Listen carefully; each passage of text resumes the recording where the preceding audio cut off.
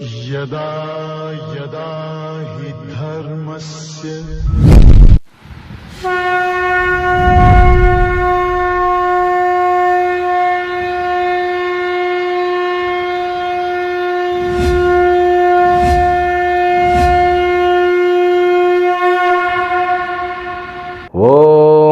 ब्रह्मादिभ्यो ब्रह्मविद्या संप्रदाय कर्तृभ्यो वंशऋषभ्यो महद्भ्यो नमो गुरुभ्यः सर्वोपप्लवरहित प्रज्ञान घन प्रत्यगर्थो ब्रह्माहमस्मि सोहमस्मि ब्रह्माहमस्मि। ओम प्रपन्नपारिजाताय तोत्रवेत्रैकपाणये ज्ञानमुद्राय कृष्णाय गीतामृतदुहे नमः। हरि ओम। May the Almighty Shri Lord Venkateshwara bestow all kinds of prosperity, health, wealth and eternal happiness with Paripurna Lakshmi Katakshams to you and the entire your family members and friends. Let us begin Bhagavad Gita, verse number 11 of 10th chapter. Shri Bhagavan Uvacha Tesham evanukampartham ahamajnanajam tamaha नाशयाम्यात्म भावस्थः ज्ञानदीपेन भास्वता. Bhagavan Krishna is explaining what is Virat Bhakti and who is Virat Bhaktaha and the benefit of it. From verse number 8 up to 12. He explained the bhakta, the devotee who has got a second level of understanding is known as Virat Bhakta. Now what exactly Virat? Vividham Rajati Prakashayati iti Virat. So that which appears to be in different forms. Vividham Rajati, that which shines with varieties of nature in the form. That's what, when he understands God alone has become the world, every object of the world is nothing but a kind of manifestation of the God. That is known as Virat Bhakti. Vishwameva Ishwarasya Rupena Darshanam. Seeing God as the world is known as Vishwarupa Ishvara Darshanam. This devotee, according to verse number 8, for him creation is nothing but Ishvara, sustentation is nothing but Ishvara, and resolution is nothing but Ishvara. For him, all the transaction only with Ishvara, not with the people. And Ekarupa Bhaktaha needs a temple for his worship, because for him the God is in the temple. For him only one form is God. But the second level understanding brings more glories into the same person. For him the temple is not required. Especially the specific mantras also are not required. But he is not going to negate them. He will also respect them, but he will enjoy the Ishvara as the world, as the experience of the world given in the verse number 9. Then in the verse number 10, Bhagavan says, my responsibility to take care of him, my responsibility to elevate him to the next level. Therefore, I am going to give Jnana Yoga, which is known as Buddhi Yoga. Buddhi means knowledge. Knowledge means Jnanam. Jnana Yoga. Jnana Yoga means what? Vedanta Shravana Manana Nididhyasanam. You have to put in your mind Vedanta Shravana Manana Nididhyasanam. Doesn't matter who is the Acharya, just the Acharya who is coming under the lineage. It may be Ramanuja, Adi Shankara, Madhva. But they differ in their teaching, but God doesn't differ. God is only one. that only one means what? Which doesn't have form. Just you should set the devotion. That devotion does the matter, not a personality which gives a kind of influence to you. That influence in the beginning level. A guru also can help up to certain level, but the Ishvara, the God which is sitting in guru will light the lamp which is here in you. That's what he says. So once you become Virat Bhakta, then that is my duty to elevate you to become Arupa Ishvara Bhakta, Nirguna Ishvara Bhakta, or Advaita Bhakta. That's what he brings in these words. Tesham, to those people who has got Virat Bhakti. Why Bhagavan says again and again? Because very rare. Very rare. You can accept only one form, that is okay. But you cannot accept all the form of Ishvara. Because your mind won't allow it. Because mind is categorized by the limitation.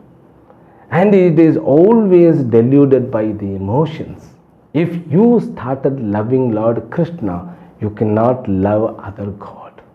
The emotions, mind will struggle to set the emotions. Therefore, I have seen many people who go to Lord Vishnu's temple won't go to Lord Shiva's temple. Certain people I have seen who go to Lord Shiva's temple, they don't go to Vishnu's temple. And who worships the Sakta Upasakas, they don't worship any other god. For them, the Shakti becomes everything. So like every mother, they have their own prejudice. That word is very big word, but there are some people are endowed with this kind of very limited, I'm not saying narrow-minded, no, limited. Their devotion is very respectable.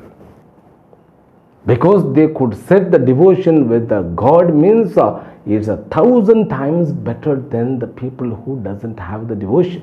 Okay, that he is not able to love other gods, doesn't matter. Let him continue his life. The God will do the job. You need not worry about them. The God on whom he has set the devotion. Yo yam tanum bhaktaha shraddhaya chitam ichchati tasya tasyachalam shraddham tameva vidadham yaham. Bhagavan has given the assurance. So whoever the God is respected by that particular person, through that God alone the maturity will be increased. That is the assurance. Therefore, if you have the devotion to any one God, my God, that is mind-blowing. That is marvelous. That is, a spectacular thing. Your life is settled. It's a beautiful life afterwards. Without devotion, that life is considered as the life of animals. That's what even our forefathers have conveyed to us. We have missed a lot. We are not able to see the devotion among the people because people have become grossified minded. What I am saying, grossified minded, because they are dependent on the equipments nowadays. They are living with the old machineries now, especially mobile, living with mobile, losing the communication even with the human being. How can they communicate with the God? Because they are born with relatives, parents and siblings and all other relatives. Even people are not able to communicate because they are not finding the time. They are not even finding the interest in communicating with others. Is it a growth? It's not growth. It cannot be growth. Because when you enter into the mobile explores a different kinds of world. That world is very far from the real world. Even real world is being condemned by the Bhagavad Gita. What about the mobile world? Mobile world means everything chaya matram.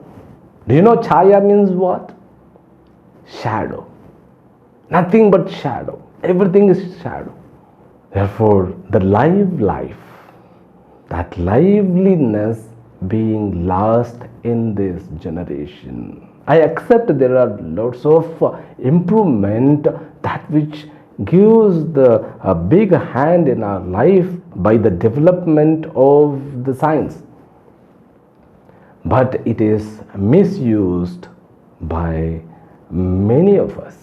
We have to accept.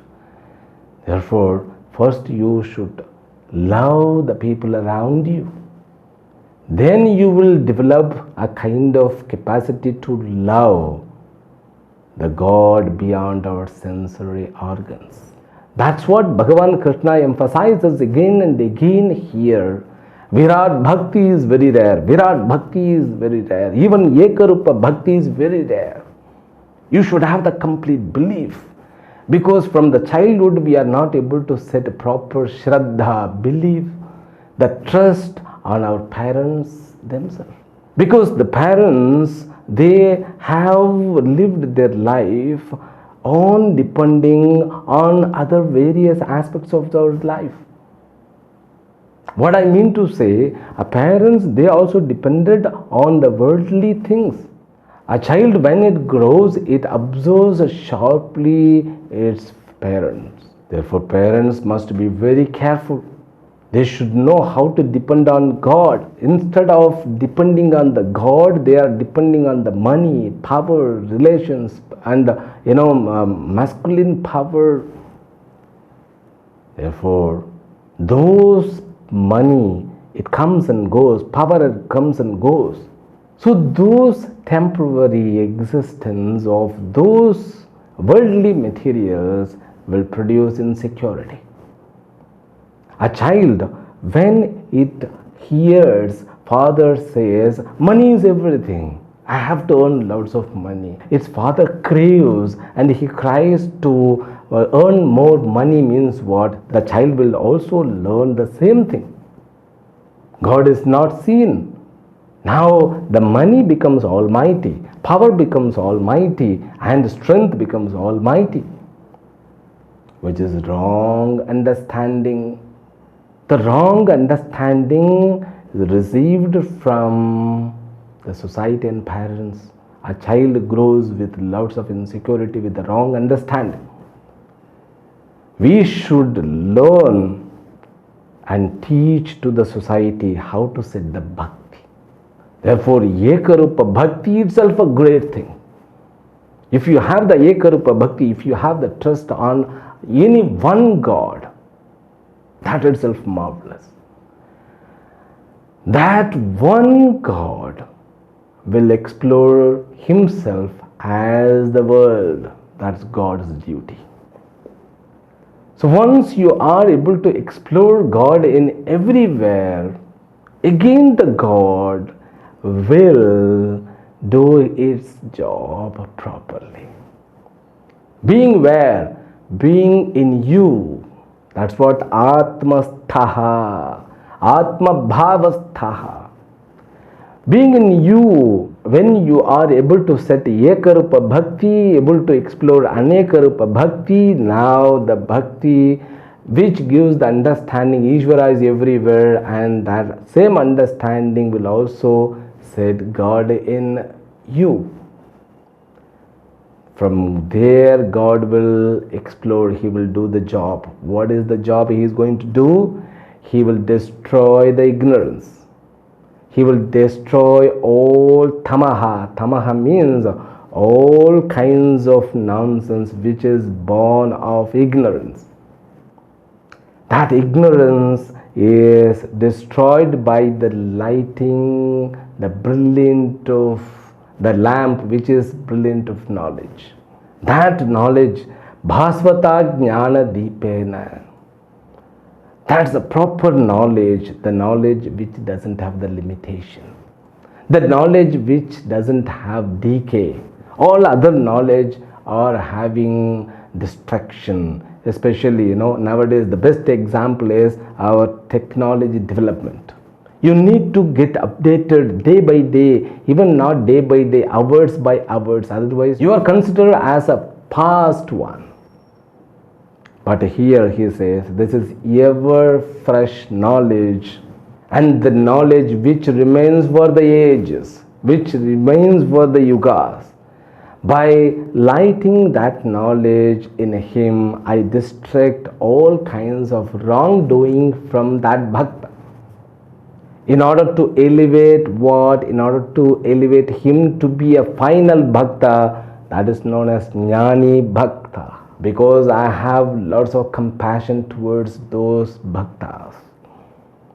That's what the message from verse number 11. Then we will go to verse number 12. Arjuna uvacha param brahma param dhama pavitram paramam bhavan purusham shashvatam divyam adidevamajam vibhum ahustva nrushayas sarve देवर्षिर्नारदस्तथा असितो देवलो व्यासः स्वयं चैव ब्रवीषि मे. Now he is able to connect with the words of rishis. Because when you were born in India, you might have heard again and again Atma, Moksham, Dharmaha, Punyaha, Papaha, Karma Phalaha, all those words. Have you not heard? Yes, of course, we have heard lots of time, but we are not able to set a proper meaning. And sometimes, people give wrong meanings, therefore, all nonsense begins. Like that, Arjuna had heard all these words in the young age itself. Those words are coming in his mind now. Param Brahma, Param Dhama, Pavitram, Paramam, Purusham, Shashvatam, Adidevam, Divyam, Vibhum. All these words are just popping in his mind.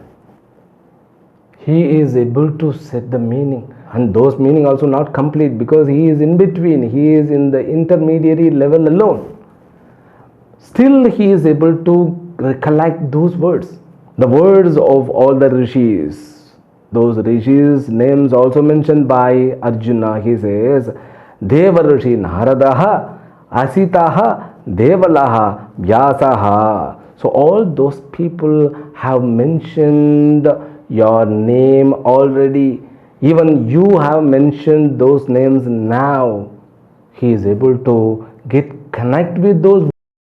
That's what the beautiful of our Sanatana Dharma. When a young child is taken to the temple, he could see all the deities and he is wondering what are they? They look like people alone. Why these people are doing worshipping? He may be amazing. He may not get a proper understanding as the age grows. When he studies Shastra, he is able to get connected. That's what the wonder of our Sanatana Dharma is.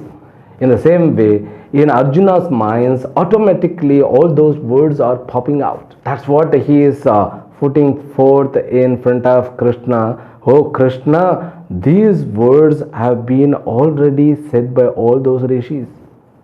And those words are very big words. Param Brahma, Param Dhama, Pavitram, Paramam, and Purusham, Shashvatam, Divyam, Adidevam, Ajam Vibhum. My God, all the words are the essence of the Vedanta. Param Brahma, supreme consciousness. Param Dhama, abode, supreme abode. Pavitram, that which is pure. Paramam, that which is topmost, supreme one. Paramam Purusham, the supreme Purushaha, the meaning which we are going to see as a separate chapter called Purushottama Yoga. Purushaha means the consciousness again. Shashvatam, that which is eternal. Divyam, that which is self-effulgent. Then Adidevam means cause of everything, Ajam, unborn, Vibham, that which is all pervasive. All these words, so I have heard all those rishis have told those rishis, and not only them, you also tell that. He continues the questions. The next verse. Sarvam etadrutam manye yanmam vadasi keshava nahite bhagavan vyaktim vidurdevana danavaha. My God, Krishna, now I am able to get connected with those words. It seems to be all of them are true. They have their own meaning. I thought those meanings are not connected with my life. Oh my God, they are connected with my life. This is what, inside, see, all the knots are removed. The understanding, the glory is happening in Arjuna's mind.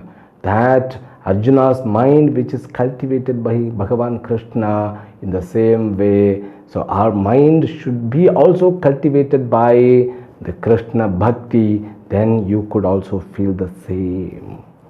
Now I could realize this knowledge cannot be understood without a guru, without the anugraha of Ishvara. Maybe they are devas, means a celestial being, or maybe they are danavas, means they are also, danava means all these demons. Demons are also considered as a powerful people. Without your grace, without Ishvara's grace, then nobody can understand these words. He is amazing, but still, which is in the form of questions. He is going to put forth a question. For that he is bringing this. That we will continue from the next class, means from tomorrow. Harihi Om. Om Shri Gurubhyo Namo Namaha. Om Purnamadah Purnamidam Purnat Purnamudachyate Purnasya Purnamadaya Purnamevavashishyate. Om Shanti Shanti Shanti. Harihi Om Shri Gurubhyo Namaha. Harihi Om.